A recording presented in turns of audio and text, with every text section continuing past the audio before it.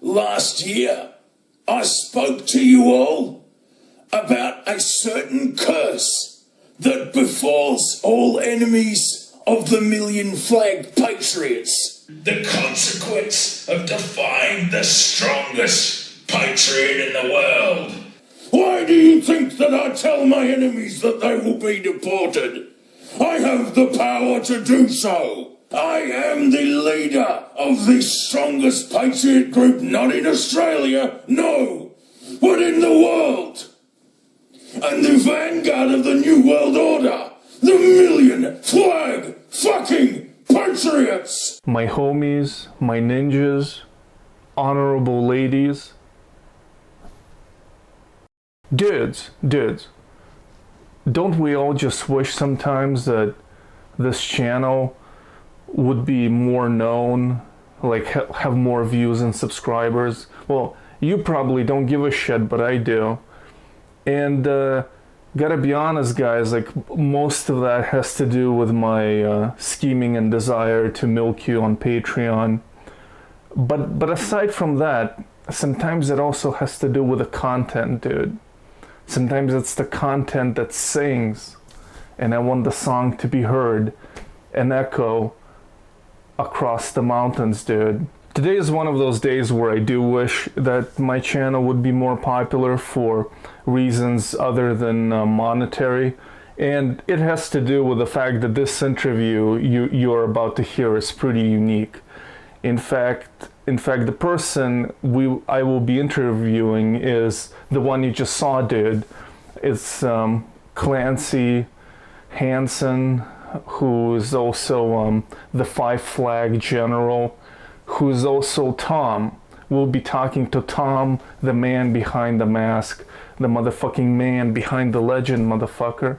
It's all about Australia today, dude. But it's bigger than Australia, man. What's inside the kangaroo pouch? Well, it's that fucking little shit for which I forget the technical term.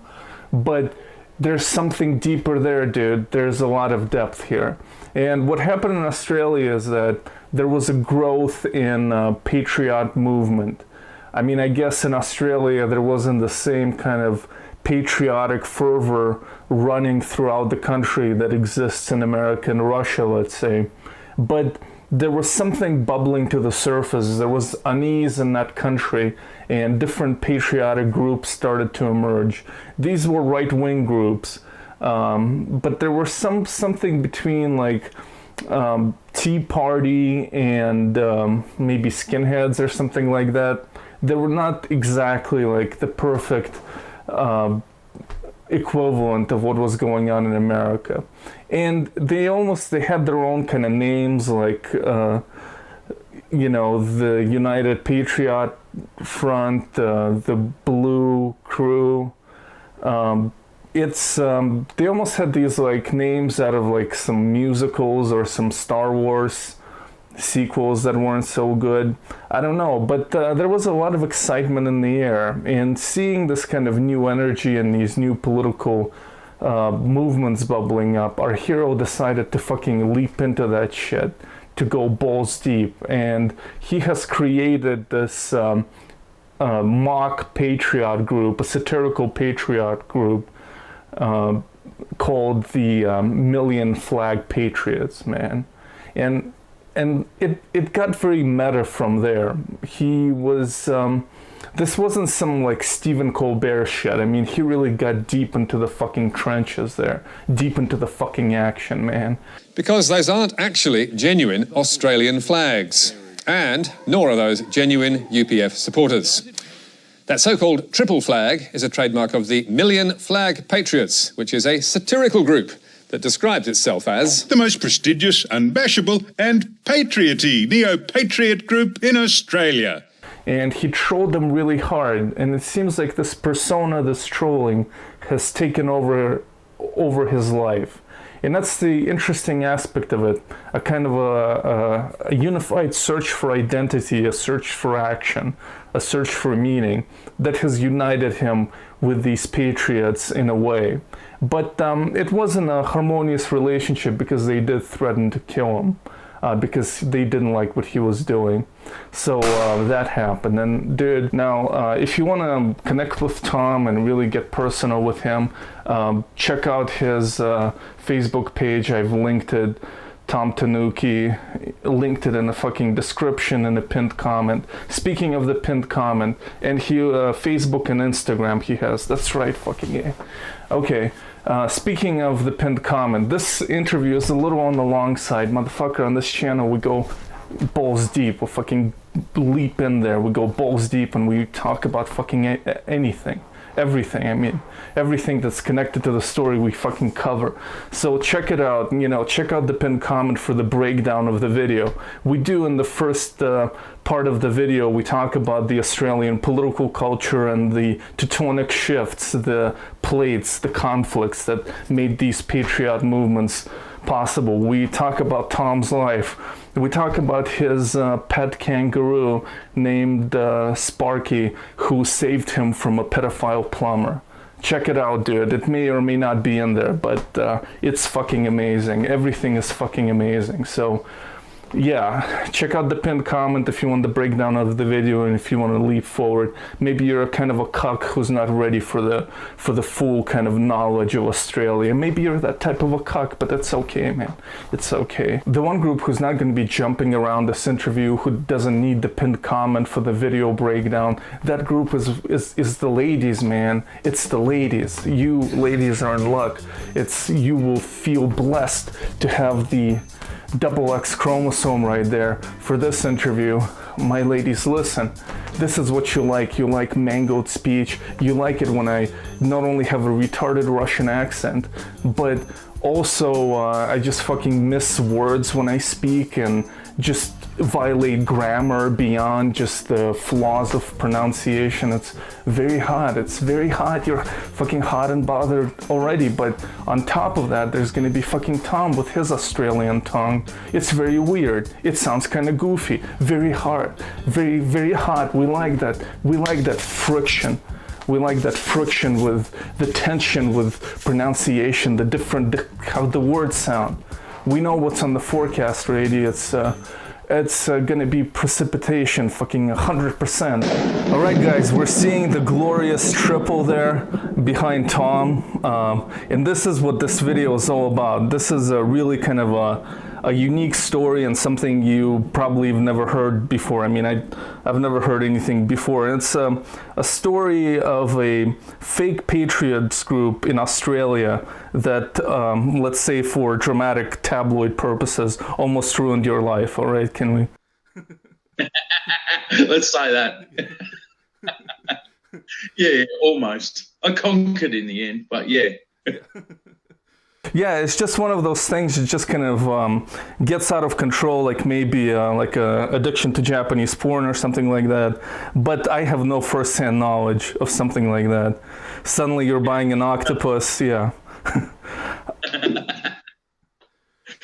Look, it certainly, this thing behind me that I'm sure we'll get into did dominate my life. I think getting involved in any kind of world of politics, you've seen it on the internet for the past 2 or 3 years. You've got dudes that were loitering on forums, and now they're absolute, like, you know, they're freak shows. They can't even leave their houses. They can't associate with anyone else because of the things they've learned through forums and social media. Yeah. So our guest today is Tom, and yeah, it's not the actual Australian flag behind him. A lot of people in America might take a second to realize that that's not the real Australian flag. So how did you first get involved with this? What were you doing before starting the group? A lot of guys in Australia, they, from what I understand, like they wear like very tight shorts and wrestle with alligators for vague like sexual gratification. Is that something you were into, or? Yeah, and I've noticed. Yeah, definitely. That was my life, pretty much. So that was all I ever did. Like, I'm 35 now. I probably spent the first 31, 32 years of my life just wrestling crocodiles, you know, very tight shorts, very constricted. And I think that sort of And then I got bored of that, and then it was this thing you see behind me. Now, look, I in terms of my background, I certainly didn't have much in the way of activism. There was a year or two of sort of bullshit whilst I was in university when I was 18, 19. But, I think I spent most of my time not really, I never go out to rallies or engage really online with the materials, just sort of pretty apathetic, removed. I was doing other things. Yeah. One thing I spent the past few years doing is like things like sort of spoken wordy stuff, like going out to spoken word nights to do stuff that I don't know if it's comedy or not, but just sort of, monologues, just talking shit on stage. Yeah. And I do some character videos on YouTube, a little couple of things like that. So I was definitely heading in that direction. Mm-hmm. But there was nothing, to me, I don't think there was anything on the horizon in my life that suggested like that I would be about to start this. But we had the sort of the rise of the Patriot movement in Australia, and it began in about 2015, 16, and I went out, started going out to a few rallies just to have a look, and we were starting to have a unified kind of Patriot presence that, of course, we've always had. There's always been a few fucking people living on the absolute, scum of the bottom floor of society, like, a very small amount of people, but we never really had a movement like, say, there in America, you know what I mean? And never that sort of US-style patriotism. Well, in America, it's not like a movement. It's a perpetual religion. And so that's why it's kind of strange for me, like, being born in Russia and then spending now most of my life in the States. It's very strange to conceive of a country with white people where, patriotism like starts out as a movement, or where it's not just like here, like in these countries, very different religions, but nevertheless these patriotic religions, these themes are in the air, in the blood, in the fucking chicken nugget, in in a bottle of vodka, to continue with the stereotypes. But yeah, it's interesting that this has not been the case in Australia. I mean, I think we've always had Anzac Day, which happens in the middle of April, and that is commemorating soldiers who fought in various wars, and it's commemorating those wars as well. So we've always had those sort of reminders of military sacrifice, which is it's like a foundation stone of patriotism, and organised patriotism. I think we've also had I mean there's I think that the Australia I grew up in was a pretty self-deprecating one. We didn't stand up for the fucking anthem. Well, no, I mean, you might had to have done it, but it wasn't a thing that you do it or not as I recall. I don't remember this sort of. I remember more of a kind of a cynicism, like a cynicism towards that idea that you would be. We would look at America when I was a kid and we would go, Jesus, they're insane. Like that level of fervour and passion for your country is sort of washes right over the Australian sort of psyche that I know, that I grew up with, where it's all like, oh, fuck it. It's not that important. Do you have to stand for the flag now? Well, not the triple, but... You fucking have to stand for the triple now. That's the major change that's happened in Australia. Can I just explain? If anyone knows what the if your American viewers, if they know what the real Australian flag looks like, this one has it's got more red on it. It's got more stars on it. So that's better because there's more of if you have less of something, then you want more. And you get more, then you're better off than when you had less. Yeah. And finally, there's this beauty here. This is the Star of Melton. Melton is the home. To give a bit of context, Melton's the hometown of the character that I played for Million Flag Patriots. Yeah. And his name was the Five Flag General. He was the founder of the Million Flag Patriots. But that was the star that indicated. It's also, in real life, it's also a town that had some of Australia's biggest patriot rallies. Okay. And it seemed to be a bit of a home of patriotism. And certainly in my state of Victoria, Australia anyway. So that's the triple flag. So what started the migration, or at least the metamorphosis in the Australian political culture that then inspired the triple and inspired the Million Flag Patriots? What were the tectonic shifts that allowed for this to happen? Was it the immigration issue, or was there anything else beside that? It certainly was the immigration issue.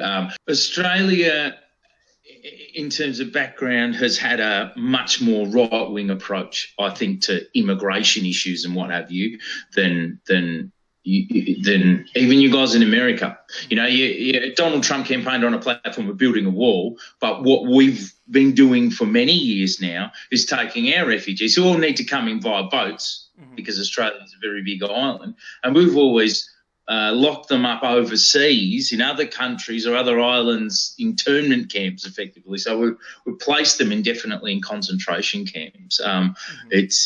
It's a, you know, there's land borders in the US, and we don't have that. So what we've been doing is like the wet dream of an anti-immigration person. You know, it really, really is, and it's far. Why did the cultural conflict then emerge? Because if Australia had the more kind of right-wing approach to immigration to begin with, why was there? When did this culture clash emerge?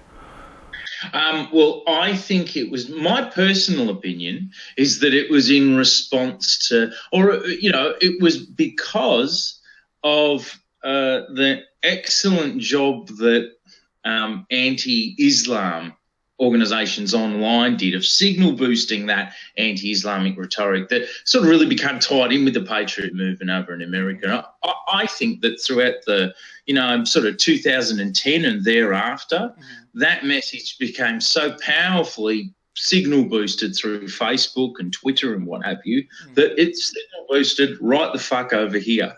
So we was being inundated by that message online. You know, the way that I think that unhappy retirees and sort of subnormal middle-aged people just share everything that they come across. You know, they're able to propel things in this way that sends them viral. And it seemed to become really fertile ground, like right-wing content like that, like anti-Islamic content became really, that some idiot will write something that makes barely any sense and it will get thousands of shares. And I think that we started to get those kinds of messages from, you know, the earlier part of this decade, for so many years, that we ended up lifting wholesale US-style organised patriotism, you know, or a weird, corny Aussie approximation of it anyway. Yeah, well, it can get pretty corny here as well. But so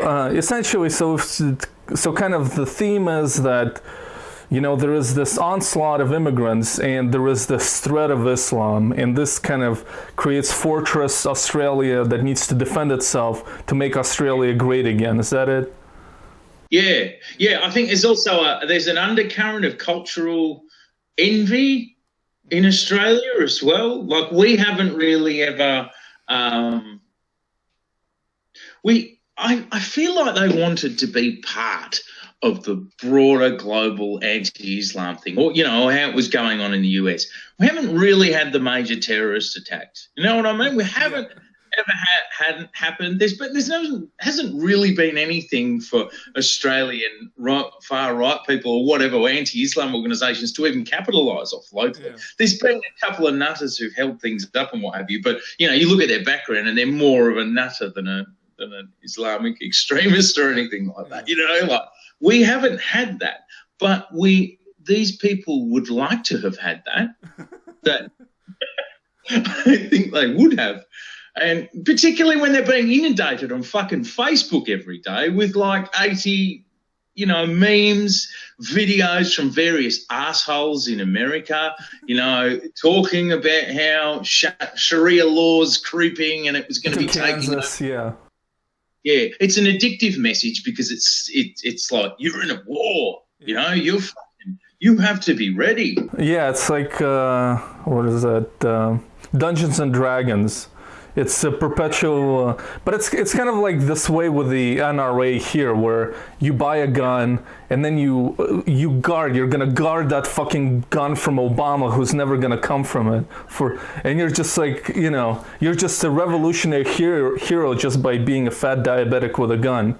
And I'm not even like particularly making a point here about gun control or anything, but just there's clearly like this self-gratifying culture that by having a gun, you're there in reserves against your fucking shadow boxing Lenin, who's never gonna come, Yeah,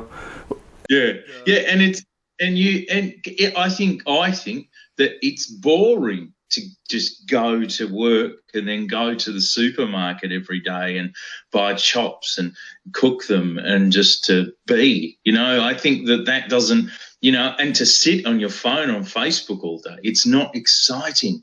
It's not exciting for me either. It's not exciting for anyone, live in a very cloistered, polystyrene wrapped existence for a lot of people. And I think that to pretend that, hooded and veiled Islamic monsters are coming to, clothe your wife in Islamic garb and to ruin your existence and to take away all of your pork products. It's exciting. It's an exciting narrative. It adds something.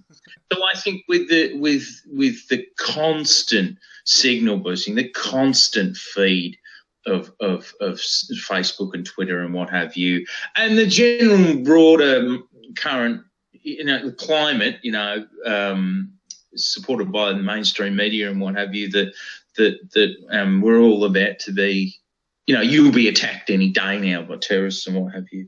I think those things led in 2015. They were various forces that led to the start of the organised Patriot movement in 2015. And so what did these specific patriots, Australian patriots, demand, the ones that you were later parodying? What were their kind of actual specific goals? Did they have anything beside not liking Islam and immigrants, or? Well, the way that the movement came to be, as I say, it started in 2015. There was the first big group that was coming together was it was called Reclaim Australia. And their main platform was about stopping. They were very, very obsessed with all of the things that we were describing earlier. There was a reigning obsession with halal food.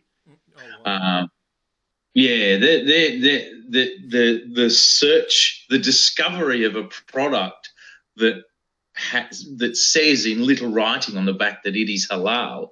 That was always a major moment for them. That would lead to like organised boycotts against products. It'd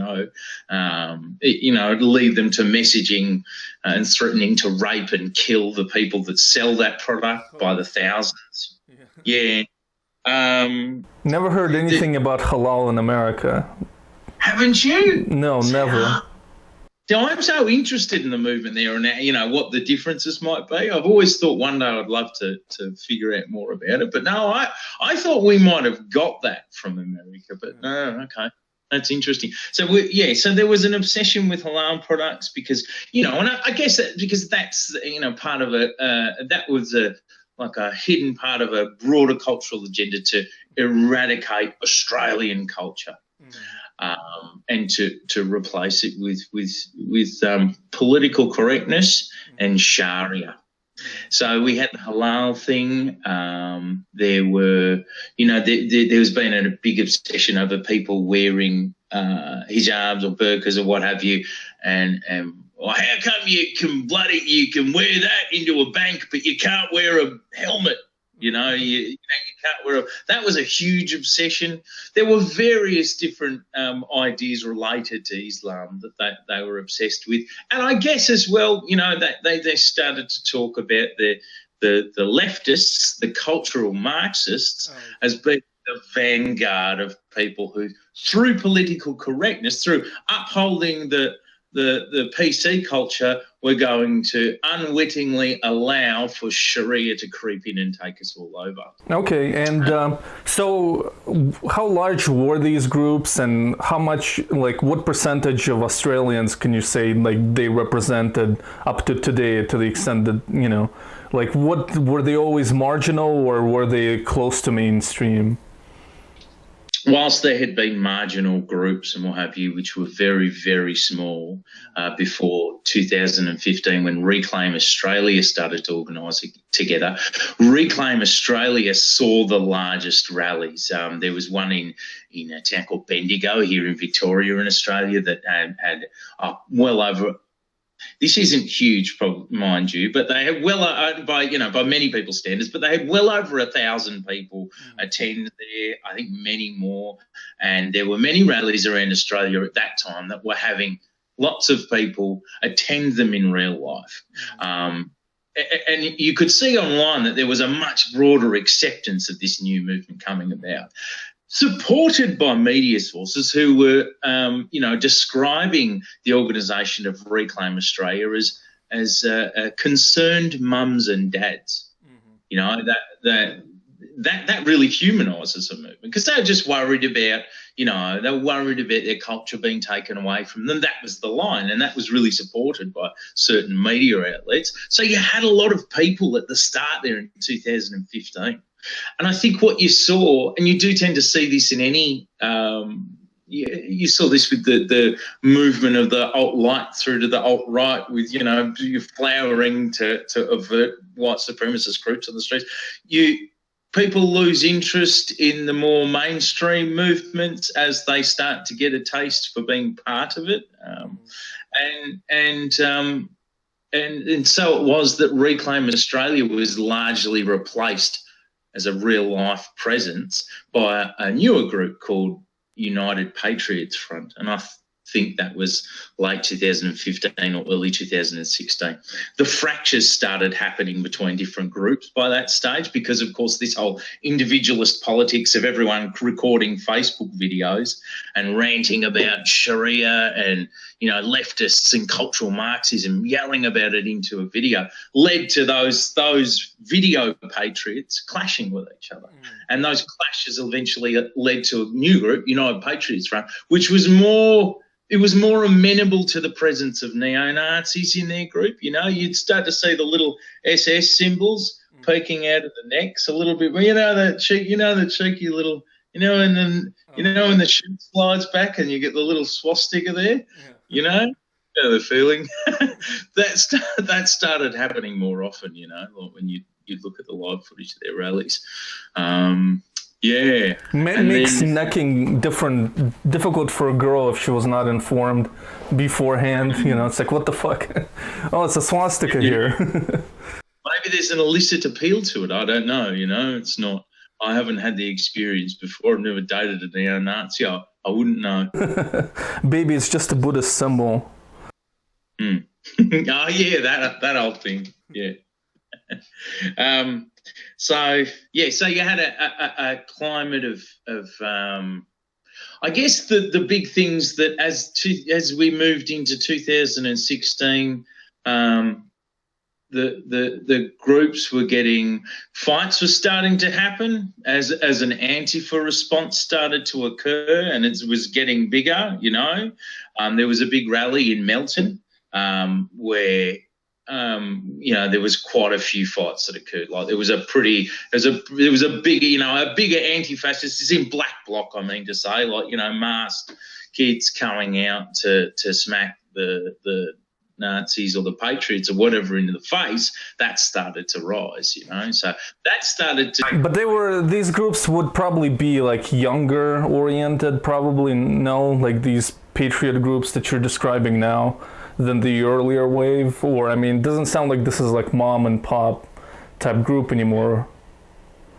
I didn't think that they didn't necessarily have the youngest support base. There was quite a lot of people. Yeah, there was some younger people. I mean, there were groups who were grooming kids and what have you to attend the rallies. But it seemed to me that a lot of them were like sort of middle-aged, kind of bogan patriots. Do you know the word bogan? I should clarify bogan. It's kind of like a word for. It's a word for, you might say it's a little bit like hick or redneck. Oh. Yeah, it's a little bit like that. And there were people from very outer suburban or rural towns in their 30s or 40s who were feeling disenfranchised. Oh, okay. You know, their phones had helped radicalise them or helped to make them feel disenfranchised. So there were some young people, but I wouldn't say it was getting younger. I think that as the groups, as Reclaim Australia turned into United Patriots Front, as time went by, you'd notice that people were looking for a fight more. You know, the aspect of defending themselves at rallies was becoming more pronounced because it had to. You know, like suddenly as time went by, a leftist response was becoming more pronounced to these groups, and it was steering away the mums and the dads. So thousands in attendance at rallies was starting to dwindle down to hundreds. Yeah. And certainly by the time that I went to a rally or two in early 2016, and they were getting the same level of media coverage because it made for a good presentation, you know, just like it does anywhere. You know what I mean? Like masked lefties versus, masked Aussie flag masked patriots getting into a fight. You know, it makes for a good media presentation, even if it only happened for 20 seconds. But were these groups, how marginal were they in relation? Like if you were to ask to see a poll of United Patriots Front, what level of support would they receive from, average Australians? I think that I think that there was quite a broad support if you looked on the internet. Okay. You know, like looking online, it would seem that people out in country areas had been really bitten by the bug. But the broader causes seemed to unite with these. Like there was a lot of people who had this fear of Islam. There was a lot of people who had this fear that their right to say anything they want is being taken away by the political correctness you have these days. You know, that these causes, these fears of theirs seem to unite with it. So I think there was a pretty broad support. And then every time there was footage of someone with, like a swastika on their neck at a rally, that's broader support would decline. You know, every time one of these guys would have a fight with another, well-known patriot, the support would decline. Every time one of these groups would split up, fracture and turn into a new one, that popular support would decline. And so this was the environment. But, the people that would continue to rise to the top were becoming more aggressive, and so by the time I was just about to do MFP, by the time I started thinking of it, there was a new group called True Blue Crew who were... they were funny. They were corny. I went to this rally in June 2016. I know, it was May. It was just before I started MFP. And there was this guy. Do you know who Ned Kelly is? Yeah, kind of. Yeah, the famous Australian bushman. He had a famous last stand where he put on a big steel helmet and he carved a little eye hole in there. He put steel all over himself and he came out guns a-blazing against the cops. Yeah. And he's a famous, criminal bushranger from a long time ago in our history. And he's become like a famous Aussie symbol of rebellion, Yeah, folk hero. Yeah, exactly. Number one, really. And anyway, so the Patriots love Ned Kelly. Like they fiend for Ned Kelly. Like he's there. their tops will have like 8 Ned Kellys all over them, because they can put more of it on everything, But there was this guy, and he was like, dude was morbidly obese. Like, he was massive. So he already wasn't, he wasn't Ned Kelly material, but he wanted to be. And so I support that. He was this large, and he was dripping sweat because it was a hot day. Fair enough. And he had like this big Aussie flag T-shirt on and a big Ned Kelly helmet, but it all had the Aussie flag print all over it. And he was he was exquisite. And I was just staring at these dudes, and I was like, I love how corny they are. What were you doing there before the start of the group? Were you just protesting them or investigating, or?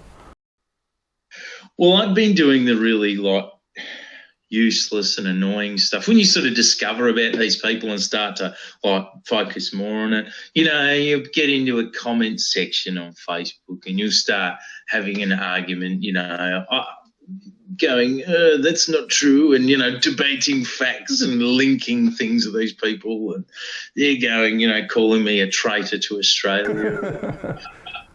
I was doing things like that for a little while, but they started to piss me off more, and I started to take it more seriously. So I started just going out, even though I hadn't had that much of an involvement in the world of activism, I started going out to these rallies to just look at them. Not to protest them at that time?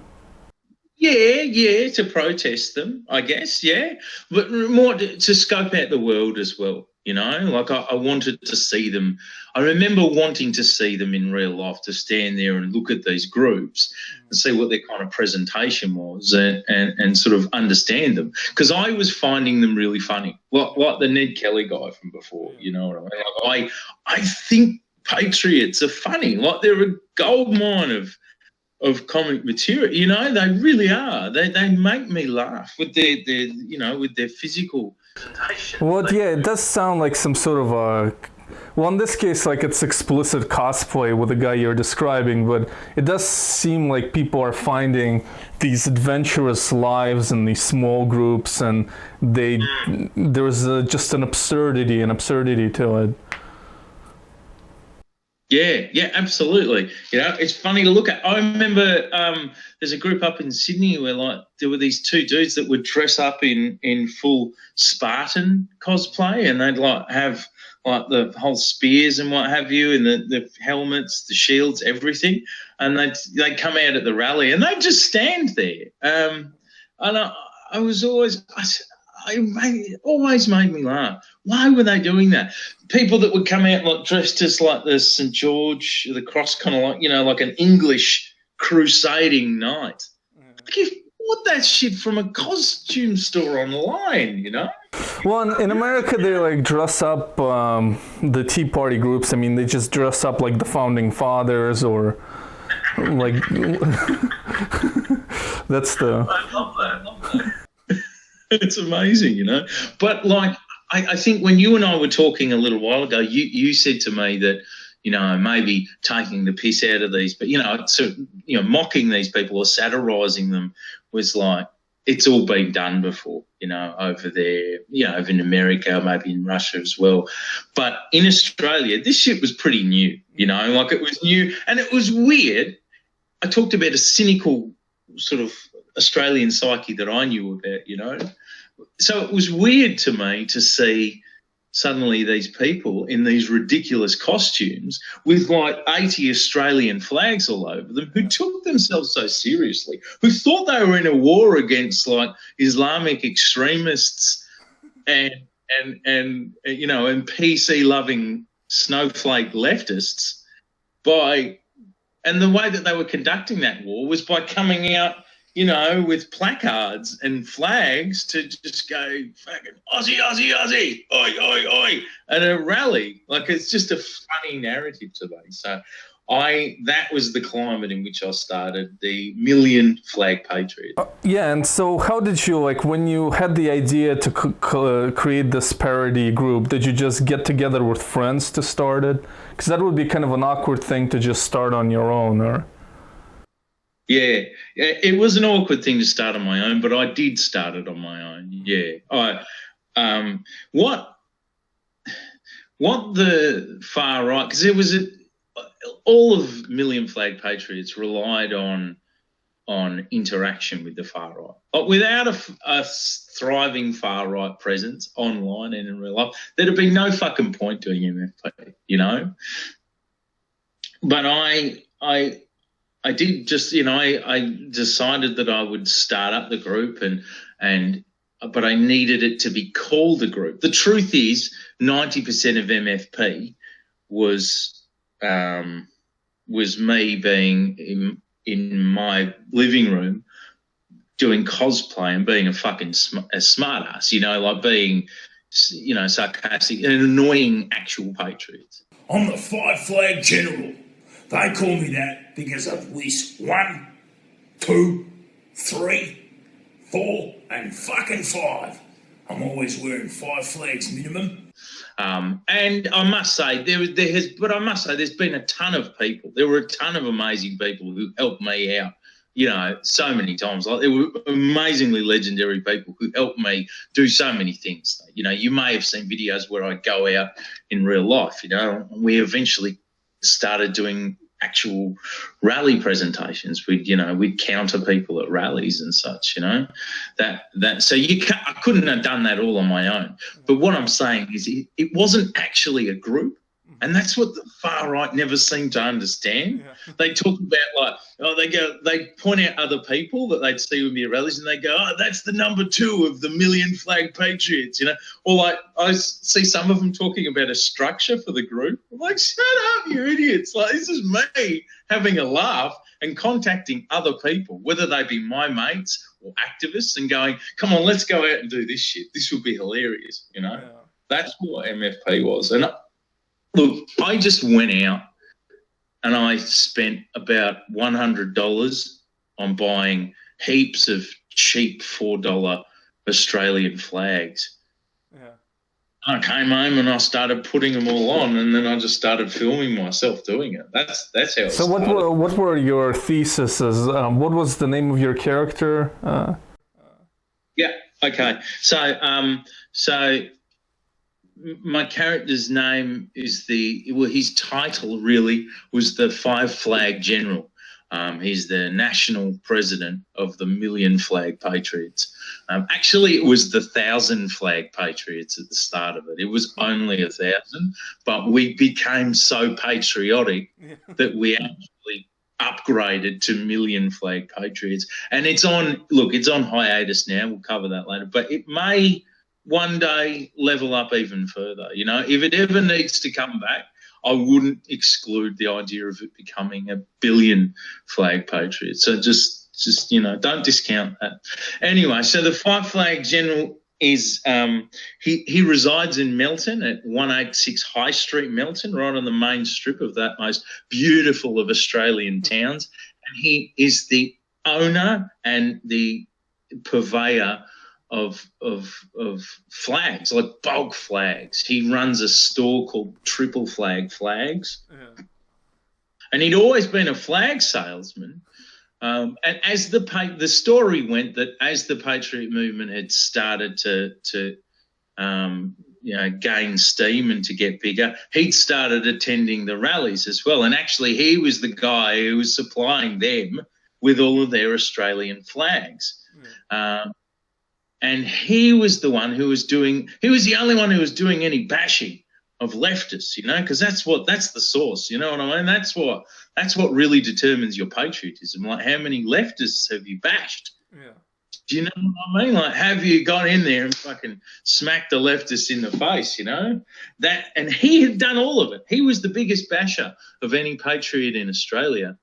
And he hadn't received any credit. And he was pissed off. He was fucking furious about it. And he was so furious that he ended up making his own Patriot group. So that's what led to the start of the fucking group. That was the story. And because I'd made a story that involved all of the other Patriots, like the big name ones. There's a guy called Blair Cottrell. He's the head of that United Patriots Front. There's another shithead called Neil Erickson. Sherman Burgess. These are named people who would, like, you know, they're They're video patriots. They're foghorn patriots. They record videos of themselves talking into the camera every fucking day, ranting on about leftists and Sharia. So because I'd created a story that involved them as characters, I was able to tell stories about things that had happened between me and them before. Like, for example, I'd sold Blair, who's like he's a big dude, you know? Like, he's a big stacked, like, he's one of those muscle patriots, you know? He's a gym patriot. He fucking works out. And I had sold him, so the story went, all of these flags, and he hadn't paid me for them. So I bashed him, you know, like I bashed him because the Five Flag General was better at bashing. That character was fucking way better than Blair Cottrell at that shit. So I bashed him, and you know, I could tell those stories, but what I didn't know, I only found this out later on, was that apparently Blair Cottrell actually did owe people money for flags. So in the early days, apparently there were fucking patriots who were like, they didn't know it was a joke. They were ringing each other and going, oh, fuck, did this guy bash Blair? Do we owe these guys heaps of money for flags? Yes. I only found it out later on. I'm like, there was a first 3 or 4 months where they were fucking confused. They didn't know that it was a joke, you know? Yeah. So they were the early days of Million Flag, or 1,000 Flag Patriots as it was known then. But it started to, like, you know, the angry reaction started occurring immediately. You know, like I was taking the piss out of them, but I just didn't know to expect such a quick, immediate and angry reaction.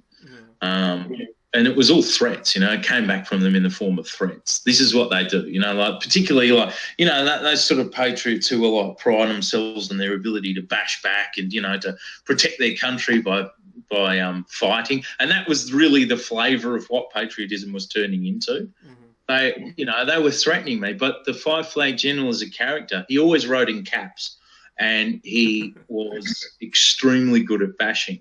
So what they weren't used to was what I would do in response, which is to fucking threaten them back, you know, and to invite them to the Triple Flag Flags factory warehouse at 186 High Street in Melton for a fucking, you know, come and bash me. They would go there. It's just that it wasn't real. Like, it didn't actually... It wasn't there. They'd go there and they'd send me a message going, where are you? I'm here. I go, I'm there as well. But what's actually there? Just parkland. Oh. The parkland from where some of those really big rallies had been held. You know, it looks like an address, but if you search it in Google Maps and you go there, it's just a bit of parkland. So I'd tell them to, like, bring up Apple Maps. You're using the wrong app software, and they'd just be touring around Melton looking. But what are they threatening? Just to kick your ass, right? That's what. Yeah. So at the start, that's what was happening. And I was, so I really got into it towards the start with a particular group called the True Blue Crew. And they were Melton based, you know, and that's where their national president, Kane Miller, was based. And that they were, I was recording. They seemed to be the strongest responders. They were the most sort of like, their whole identity was like, they're a patriot group who's there to beat up lefties. You know, that's what their point was. And they would always respond to me the most. So I started making more videos about them. Like, I started focusing on them because they were the most fun. They'd get the most angry. But they were perceiving you, they just thought about it of you as a leftist. Yeah, I think some of them had figured it out, but lots of their membership base hadn't. Like, the more I got into it with True Blue Crew, they started having some internal dispute, and like there were people that were leaving that group I just invented this triple flag by that stage, like, you know, because it was like, you know, you've got to have a more Australian flag. Like all these fucking shit patriots are wearing the Australian flag and they're shit. I'm the best one. I'm going to have a more Australian flag. So I made this. Those members started asking me if they could buy one before I was selling them.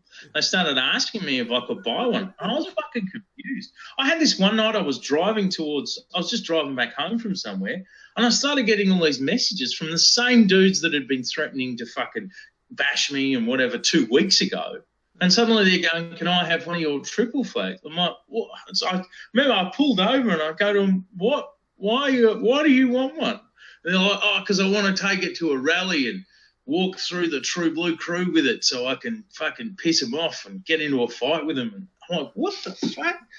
So a lot of them didn't realise in the early days that I wasn't that I wasn't a patriot.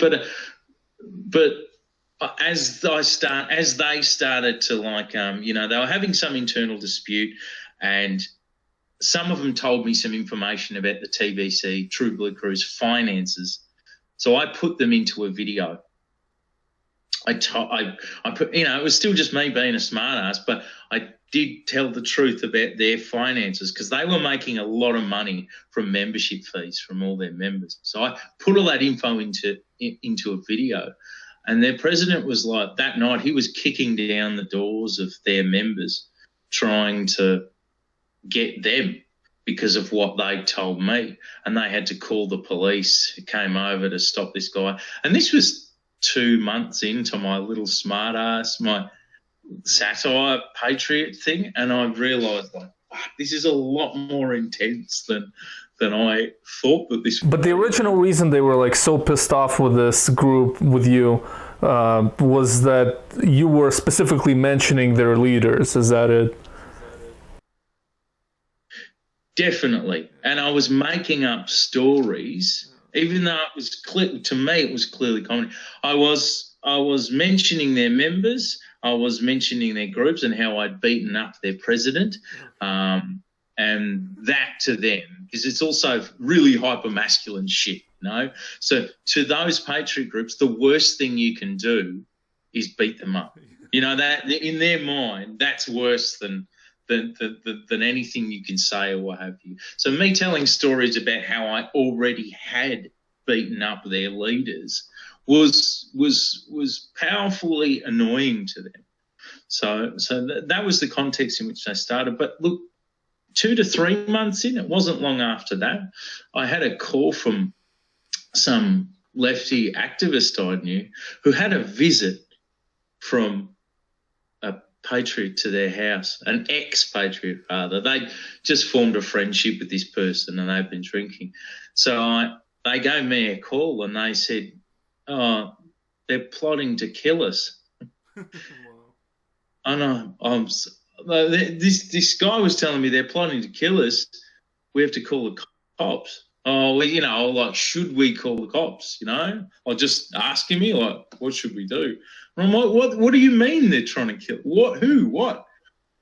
Apparently there were several people who were, like, hunting around and, you know, trying to mine mutual contacts and whatever to find out about the real-life address details of me and this other activist. And the reason that they were trying to do that was, because they wanted to take us out, because they wanted to send us to sleep with the fishes. Wow. And this could be, these guys, a lot of them were on the, you know, they were on the, you know, on the pipe. They were on the meth. They loved the crystal. So this could have just been some fucking, I've been awake for 4 days, delusional fantasy, you know. Mm. But another thing that they said was that they were planning, there was a rally coming up in Melton, and I was going to go. They were going to go, and they kept telling me, come out. What I heard during that phone call was that there was someone who'd said something about planting a bomb under our car when we went out to Melton. Now, I don't know if this is all true or not, you know. Like, were they actually going to plant a bomb underneath my car, or was it just someone talking shit? I don't know. But I do know that a couple of months after that, this guy who was friendly with their group got arrested by the Australian Federal Police with all these bomb-making materials, you know? Like he had all the stuff to make bombs and he was going to blow up all these lefty targets. So, dude, I'm 3 months into this project and people want to... You did contact the police, right? Or I didn't, no. Oh, you didn't? I didn't contact the police. I put the information in a video. Yeah. Look, dude, you know, like I guess one thought that was running through my head was that they're all shit talkers. Another one was that I'll put all this information into a video, or some of it anyway, and sunlight will be the best disinfectant. And the other one was that at this time my identity was still not out. So I thought, what are you going to do? These people threaten everyone about everything all the time. I did have a feeling that I was in over my head, but I also had several people who said to me, they have friends in the cops. You know, they used to say it online, that they had friends in the cops. And I was a bit worried about going along, even if it was just because they would find out. I didn't want to go along to the cops for that reason, you know what I mean? I didn't take it seriously. I just thought, hey, this train is continuing. You know, I am on this train. This is happening right now. Amazing. But when you, so you're starting this and just a few months in, your life is being threatened, you're threatened with physical violence by these Australian patriots. And so the question is, like, why are you doing this? Like, what was the point of doing this? Are you doing it for ideological reasons, or were you just swept away by the sense of meaning and momentum, by this adrenaline rush of the whole thing? Yeah, there was some adrenaline rush going on by that stage, you know. There was a sense of very big wheels turning and suddenly I was provoking a very big response. And it seemed madness to me. Like, it might seem madness to other people to keep going. It seemed like madness to me to stop, you know. Like, I thought, I've got to keep going. This is amazing, you know. Like, life is fucking boring. That's why people join Patriot groups. That's why people create satirical Patriot groups.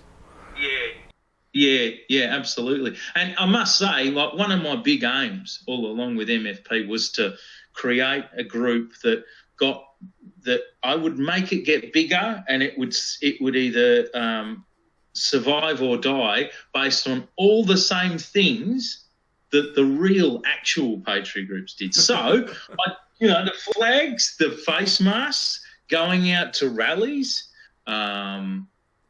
selling the products, I would sell them. Everything that they would do, I would mimic those things in like a smart-ass satirical way. And I wanted to see if I could make a satirical Patriot group bigger than the real ones, you know? Or at least I wanted to have that fight with them. I wanted them to feel like they were in a locked battle with a fake Patriot group. And also, I guess, but I must say, I was trying to undermine their groups.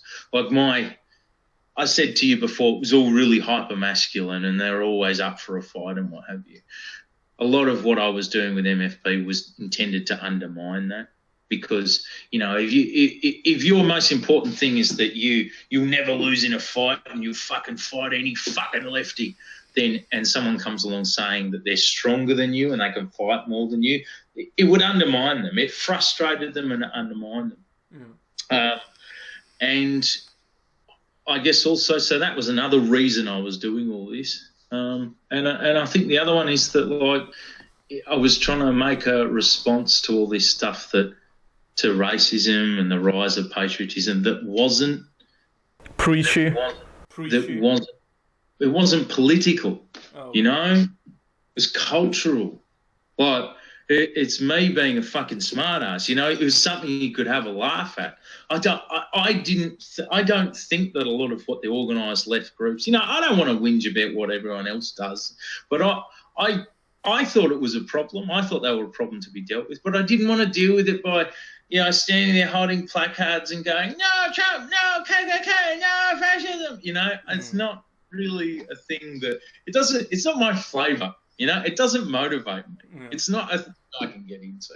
And instead of whinging about, which is what 90% of people do, and so I thought instead of whinging about the way that, they're all as bad as each other and saying that all leftists, you know, you just don't like their vibe or whatever, I thought, well, I'm going to create my own vibe, my own way of responding. Burst that bubble with absurdity, or...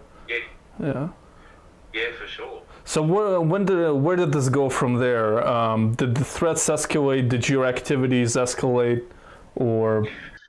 My activities escalated. Yes, it was always supposed to escalate until it stopped. I told you before that I wasn't sure that people knew where I stood, so I wanted to plant things in there where people knew where I stood. So what I did was I created a video. Like, you know, the story went that he'd made the triple flag.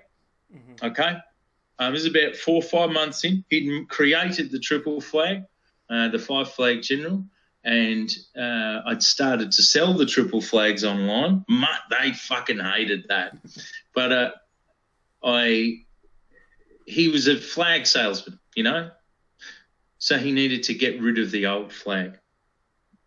And in order to do that, he had a flag warehouse full of millions of the old Australian flag. So he got another Aussie icon, which is a washing line. It's called the Hills Hoist.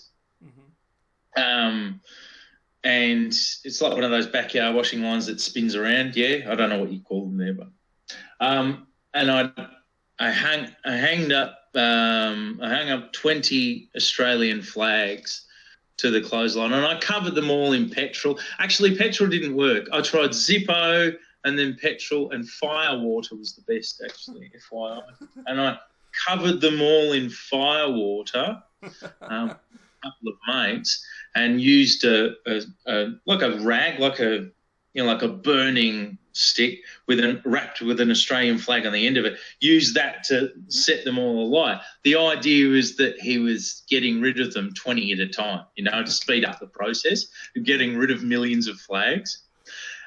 Because, you know, patriots don't like it when you burn the flag, right? And they get very emotional about that. Like it triggers them. It makes them, you know, they get very politically correct about it. They don't like it when you do that. It's because it's a symbol that means a lot to them. It's, you know, they cherish it a lot. But they'd just been doing a manhunt for some anarchist kid that had done it with one flag. And I thought, well, I'm going to carpet bomb this whole thing, and I'm going to put my face to it, because they keep going, why do you hide your face? So I thought, I'm going to put my face to it, and I'm going to burn 20 of them at the same time. Yeah. So that was an escalation. You know. Yeah. It sounds like a huge escalation. That's an escalation point. When at that point, I think some of the left that had no idea what was happening started to realise, okay, this is definitely something. He's all in here. So I think some of the left in Australia got a little bit more amenable to Million Flag Patriots at that point. And, they like the flag burnings, you know? Exactly. It tickles their fancy. And the right wing started to, well, that's when the manhunt started. Like they were posting up information going, who is this flag burning Australian communist socialist traitor to our bloody veterans, our military? Find him. We want any details. Anonymity is respected. And the response I was looking for, it came at that point, you know.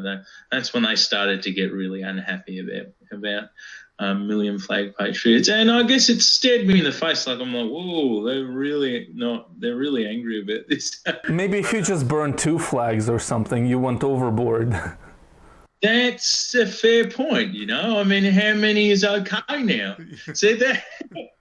How many is okay? Maybe just 2 is okay. Before, 1 was bad. 1 was really bad. Oh. But I'd leveled it up to make 20 bad. So maybe if you now go down again, then only 5 or 2, as you say, is okay, you know. but they certainly, like, you know, that I think by this stage, it is a few months in, 5 or 6 months in, they discovered my real name and they put it up online, and they were like really happy that they discovered who I was. And they were telling, one of them said, "Oh, so all ex-military veterans, all veterans of our, you know, our Australian Army who are unhappy about what this guy did with the Australian flag, go and pay him a visit." You know, that was the thing when they discovered who I am, which was, you know, that was like, I was like, oh well, here we go.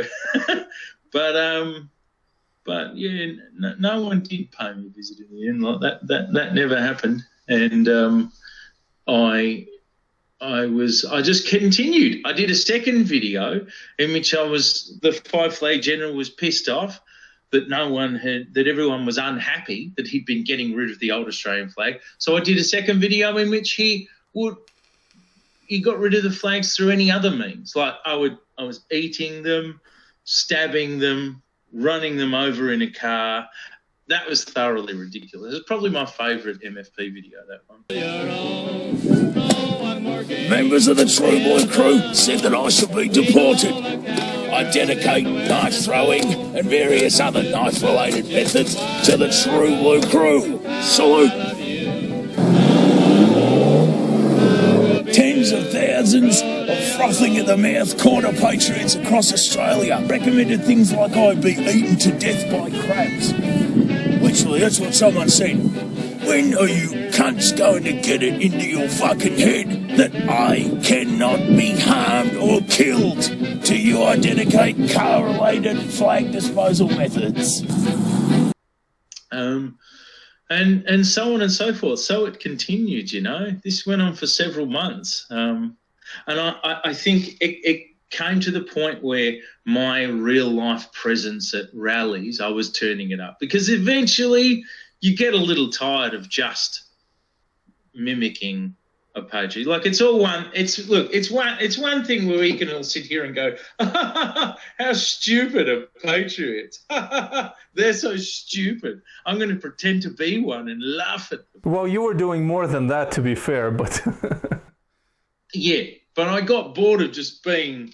I wanted them to know I will be where you are. I will go out there, you know. And as I said to you before, I wanted to do everything they did. So attending rallies became more pronounced, you know. Like I started going out, and then in March of 2017, I started going out with groups of other people dressed up as other members of the Million Flag Patriots. And actually that was where, like, you know, a lot of them had started to try and ignore us at that point. But, you know, they just were like, this person's a troll, just ignore this person and they will go away. But what I did was we went out to this court front hearing. 3 well-known video patriots were being arrested on charges of religious vilification for cutting off the head of a dummy in Bendigo and saying that it was a demonstration of what will happen to you when Sharia law comes. So that was their court hearing, and we went out the front to do a fake rally, semi in support of them, but, you know, really not, just the usual Million Flag Patriot stuff. And on that day, the media mistook us for the real Patriot support base because we looked the most overboard, you know. I mean, the masks look good, you know. They looked really good, the face masks and everything. And so, every TV station that night broadcast us as the supporters of the Patriots. Yeah, I saw that. Which was just a hole in one, man. Well, it was amazing. Yeah. What does one get, like, for being convicted of vilification of religion in Australia? Oh, they all got like a $2,000 fine. Oh, okay. This was literally the first time that anyone had been charged for, what was it again? It was something like hate speech against a religion. Yeah, so there was a real test case because it was the first time anyone had been charged for shit that they'd said in an internet video like that, you know, for hate speech against a religious group. So all they got was $2,000. But you can bet, because these groups these people they were starting by 2017 to become less famous. Like they weren't, apart from these occasional blips, or getting interviews in the media or, breathless media journalists and what have you talking about the rise of fascism, they were not getting bigger. Their rallies were shrinking.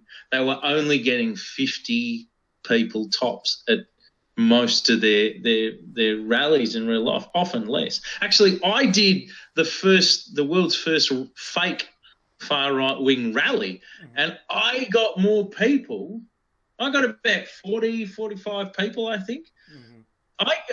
That was more people to my fake rally than a lot of them get at their real ones, you know what I mean? So it's not a testament to how amazing I am. It's a testament to how the interest has waned in their movement. So the Million Flag Patriots, they just declined with the Patriots. Is that? Well, I had a certain character arc to tell. The Five Flag General started out as a real sort of, flag purveyor, country or Melton-based guy. He was going to bash everyone. He was angry. He wanted his group to get bigger. But as time went by, I wanted the character to change, and I wanted him to turn into more of a proper nationalist, almost demigod like he believes himself as being he's an actual god of patriotism, like something more than human. He became literally physically invincible at one point, which made it a little bit hard in terms of you're telling a bunch of people who really want to bash you that you are invincible. Like that's a hard thing to maintain when you're going out in real life and standing in front of them. You know what I mean? So these were some of the things that were occurring. But so I had the story arc I wanted to go through, but I was watching the fact that the Patriot movement there was on the decline.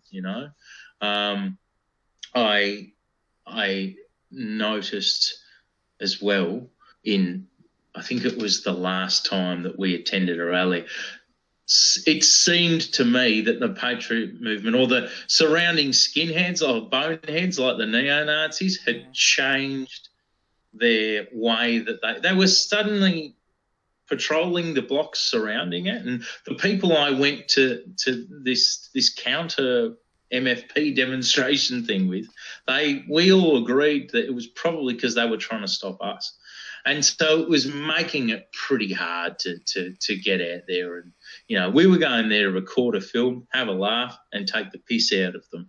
But by the end of it, it was starting to get pretty hard to do that with a bunch of people who were just there for a laugh, you know what I mean? When they were literally changed up their things, like had people posted at blocks watching out for us, which made it hard to get into where the rally was happening, But in terms of the story arc of MFP, by the end of it, I mean, I had him go through the bashing flag purveyor stage through to demigod nationalist stage, and the final stage before MFP went on hiatus, because it's on possibly permanent hiatus at the moment. The final stage it went through was that I wanted him to go out like a sook. Like go out with having his own feelings hurt, go out being fragile, because that's how I want them to go out as well. I want them to go out whinging, crying and complaining. So I orchestrated someone burning the triple flag. And then in the last video was him sitting there drinking beer and crying about how his flag had been destroyed. So that was the plot arc of MFP, That's amazing. Well, I thought maybe he would become enlightened and have 6 arms or something, and I don't know, triple arms for the triple or something, and just meld with the flag. And so what's happened was that the Five Flag General always used to talk about a Patriot code. Apparently, somewhere there's a Patriot code, a code of conduct that that dictates how you're supposed to interact with the world as a patriot. And one of the items in the Patriot Code says that if you bashed, if you get beaten up, or if if your flag gets burned or what have you, then you can't be a patriot anymore. Okay, so in response to all of that, he actually had to cease being a patriot at the end of Million Flag Patriots because the triple flag got burned. So the theory is that he may actually be attempting to be a lefty somewhere in Australia right now. There's a renowned sort of hippie commune-ish sort of beach area up in northern Australia called Byron Bay, and the last I heard, he was up there with a tattered triple flag face mask still around his neck and a tie-dyed shirt, attempting to play like didgeridoo with a psytrance accompaniment somewhere along the beach. So yeah, I don't know. It's that may or may not be true. In the whole in the whole saga, did any patriots or former patriots contact you and say that this was pretty funny? Did they ever acknowledge that or? Yes, there were people that on the quiet would say, what did one of them say? I think it was that one of the Video Foghorn Patriots. When they found out who I was, they said something like, "Oh, I know you're trying to be a comedian." No, this is not actually a compliment. They said, "I know you're trying to be a comedian, but burning the flag is fucked up, man." But a few of them would quietly say that they enjoyed it, or that they respected that I went all the way with my message. That's what I get a few times. They go, "Oh, I respect you went all the way with it." I didn't really have a message. I was just trying to undermine their message, Mine was like a subtraction of their message. Well, in a sense, to use the Petersonian analysis, you were their dark self. Oh, that's what I'm here for. I'm here for the Petersonian analysis. You were the dark self, and they admired your arc, your endurance in this. Oh, you think I'm there? I occupied the space of their Jungian shadow self. Shit, yeah. That's so good. I have to make sure they see this interview. They probably will. They're probably reading 12 Rules for Life by now. Well, I see a lot of them, there's a real makeup change since that time. I ended MFP in June last year, and I'm fascinated by how boring a lot of them are becoming. And I'm grateful to Jordan Peterson for making them more boring. Yeah. Now they're talking about personal responsibility, and they're going about how they want to get a job and a family. And it's funny. Last year they wanted to dox me and kill me and stuff, but now they want to clean their. Yeah, I mean, this is the magical aspect of Peterson, because if you think about his rules, they're perfect for somebody leaving fascism. It's Bucko, clean your room, and then it's After 2 years of patriotism or fascism or outright white supremacy or what have you, I imagine your room gets very... Yeah, it's take that Prodigals of the Elders of Zion. You really don't need 3 copies of that. Yeah, you can get rid of the excess copies. Yeah, that's it. I enjoy that now they're real pedants. They seem to spend all their time, or whoever these new shitheads are that have crept up in the space of the old Patriots. Now, the people that seem to frequent my new pages and that I seem to have to engage with all the time, the Peterson, the lobsters, they're pedants. They ask me to back up my claims with sources and things like that. I'm it's a real different world. Once upon a time, people were saying, "Where's your address so I can come and blow your head off with a rifle?" Yeah. And now they want me to back up my claims with, it's a different world. Yeah. Well, I mean, I can definitely understand your, I fucking hate monotony of life, and I like some sense of adventure or some stimulation, but I wouldn't have the balls to do what you do. It kind of did remind me of like the fictional stories I tell, like on my channel. I have these poorly watched videos among like the other poorly watched videos, but it's like in one I go to Canada and Stefan Molyneux takes me on a mission to shoot him in the crotch, and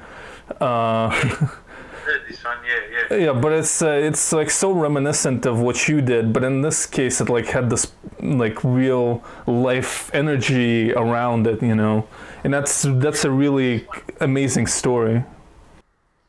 Well, this is the one. My girlfriend originally, we were looking. The reason I found out about you is because we were looking for people that were, mocking Peterson and Peterson's fans, and I still haven't found anything better than you and what you did there. You know, in fact, I don't even need to look anymore. I just occasionally I see it pop up that you've done a new video, and I get really excited, particularly when it has Peterson's name in it. I'm like, oh, please, more of it, you know. And I know it probably can't continue forever. Like I can't feel that this man is so fucking uncompelling that he's like so tedious that he can't stay around like this. Well, I mean, I think there is something to like him. Like for some people, he is the idea of like a cool dad. Like Peterson is the cool dad. Like he kind of dresses a little bit like a hipster, but he tells you all this conservative stuff, but with like pseudo intellectual fluff. And he is like a cool dad. Like this is the dad you want. You don't want somebody wearing like Walmart jeans. I don't know like what the Australian equivalent is, but these like cheap blue jeans that people wear, and just some kind of a shitty t-shirt with a football team telling you to clean your room. But Peterson in his hipster blazer with his waving of the arms, with the suffering, you know, with the Gulag Archipelago, suddenly that's the cool dad you've been waiting for, and here he is. Yeah, that's it. And so people seem to really, I notice his fans get really precious about him, and his fans seem to, I feel like lovers of pedantry become Peterson acolytes, because he espouses the things he espouses, but I just noticed that the character trait always seems to be this overly verbose, you know, like constantly, you know, Peterson, you've talked about it before, how Peterson will never agree to anything that's said to him, even if it's something he's literally said verbatim. They'll think, and his fans too, they'll go, no, that's not what he said, even if it's literally word for word what he said about something. He will refuse to actually allow anyone to paraphrase him or to just go, that's pretty much the gist of it. He's this obsession with not just precision, but like to the point of tedium, you know. Yeah, I mean, the thing with Peterson is like if you want an intellectual life, but you want it to come with a sense of authority and a certain kind of level of certainty and like a basic banal lesson at the end of it, but you don't want to get too deep into it, then Peterson really gives you that foreplay and confirming your pre-existing inclinations anyway in most cases. I mean, some Peterson fans are smart. I mean, there are some Peterson fans who like follow the channel even though they still like Peterson. So clearly, you know, in my audience, only like high IQ Rick and Morty individuals here. So, but I'm glad to be talking to them. Exactly. And so, yeah, I mean, I think that's Peterson's appeal, kind of a cool dad who gives you like some intellectual foreplay, but then tells you a simple lesson. And it's like clean your room is the perfect example of it. Straighten up your posture. It's, you know, he just has like a very good way to present banalities for certain people, but for others like myself, it just makes it look more absurd. But before we go, I just had this one stupid question about Australia. Now, Australia isn't just known for its patriots, but also for the flora and fauna, the unique animal life. So of these... I think you guys have this thing going on over there where you think everything's murdering us. Is that like all the animals will kill us? Is that... Probably. Yeah, but you know, which of these amazing beasts can you encounter in your like day-to-day human life? Like, which of these like exotic animals can you actually encounter? Okay, yeah, because there's the thing of like I've heard the trope of the Australian lying to people overseas that there's kangaroos in their backyard. I have also been asked by people from overseas, do you have kangaroos in your backyard? Well, I just framed it in a more sophisticated way, but that's kind of what I'm asking. But not literally. Yeah, I mean, I know they're not in the backyard, but They're not, no. Although it's not that hard to find them. Like, they are actually pretty prolific. And I guess if you drive, it only takes driving out about half an hour to an hour from a city to be anywhere where you're probably going to see quite a few of them. And some of those guys, they're fucking huge, They're enormous things. Like, they can be as tall. I'm over 6 foot, and they can be, and when they're standing up, they can be around as tall, So they're huge. Obviously, you don't approach them, but it's still a novelty for me when I see them. I know I'm Aussie, but I still go, oh, look, hey, kangaroos. Yeah. What do I see every day? You don't see many particularly exciting and particularly Australian animals all the time. Have you seen ever, like, the thing that fascinated me with Australia is that there are these, like, mice outbreaks when there are, like, hundreds of thousands of mice everywhere? Have you ever seen that? No! Hang on, what's that? Oh, there's an island called Christmas Island where they have crab outbreaks. Have you heard of that? No. Crab?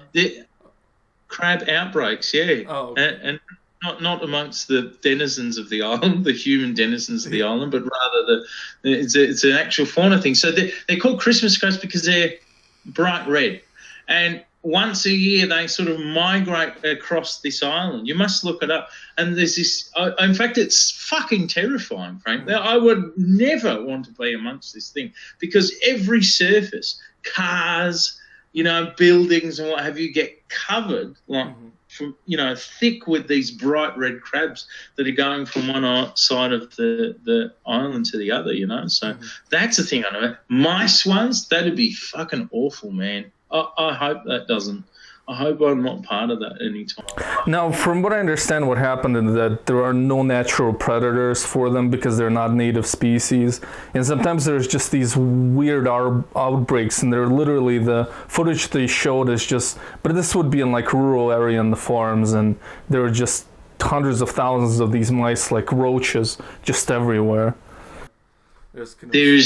There is certainly a thing with cane toads. Like if you look up in the north of Australia, like the English would bring when they came in here in the late 1700s, 1800s, they would bring certain species over to try and combat other ones or what have you. One thing they brought over was a cane toad, and these bastards they're huge. They grow to be this big, and they grow. Nothing can fuck with them really, Yeah. And there's fucking millions of these bastards around like the north. They're poisonous to eat. So if your dog eats one, your dog is dead. And they're fucking everywhere. These horrible like dark greyish, greenish sort of enormous toads that are poisonous to the touch and are disgusting. So they're fucking awful. I tell you what, if you live up in the north of Australia, crocodiles are a real thing. Like you just, in Darwin or any of those northern states, you can't go in the fucking water, bro. Like no river is you go in there because you'll get eaten. You will. They're fucking everywhere. They're like rats of the water up there, Well, I mean, it's not too exotic because there are crocodiles in Florida, but I don't know how dangerous they are there. But yeah, well, I mean, this. Well, really... I'm sorry that my crocodiles aren't fancy enough for you. I'm sorry, well, I wanted to impress you. But... Yeah, what would have happened if you burned one Australian flag and then smashed the koala across the wall or something? I say that's a good idea for the future, isn't it? Yeah. I always thought I was I was killing the sacred cows of the Patriot movement, but I could have gone really super edgy and just slaughtered everyone's sacred cows, murdering animals, murdering animals. That would have got me heaps of views, wouldn't it? Yeah. If you just said 10 flags on fire and then like a cat or like a koala or something. You cut the throats of some cute animals as well. Yeah. No, that would have really got me to the top, wouldn't it? Yeah. That's a real shame I didn't think of that. Yeah. All right, well, thank you for the interview. Yeah, thank you. Salute. I have been a magnanimous Patriot Emperor, particularly of late. I have rolled the UPF into my own organisation. I have been generous to lesser patriots. The heart lies with something that known shit cunt Sherman Burgess talked of not too long ago. Take it away, shit cunt. Now, these people are heavily funded by politicians, by Wall Street elitists like George Soros and Jacob Rothschild. Most of you know who they are. These are the people they are going to send after you to stop you. Just be warned, okay? The United Patriots Front have defied my will by refusing to triple it up. And now they too find their only asset, their Facebook page, deleted completely. We are witnessing the systemic elimination of quarter patriotism in Australia. Heed Sherman Burgess's words. You know that I am the adoptive son of Pauline Hanson. You know this. Consider from whence I come. Consider why all of my enemies are crushed beneath my cast iron Anzac fist. I am the leading henchman, as confirmed by the great Aussie patriot, of Jacob Rothschild. I am the biological son of George Soros. All those who defy my will find themselves stripped of their assets, bereft of followers, and without a nation to call their own, deported as they will all be.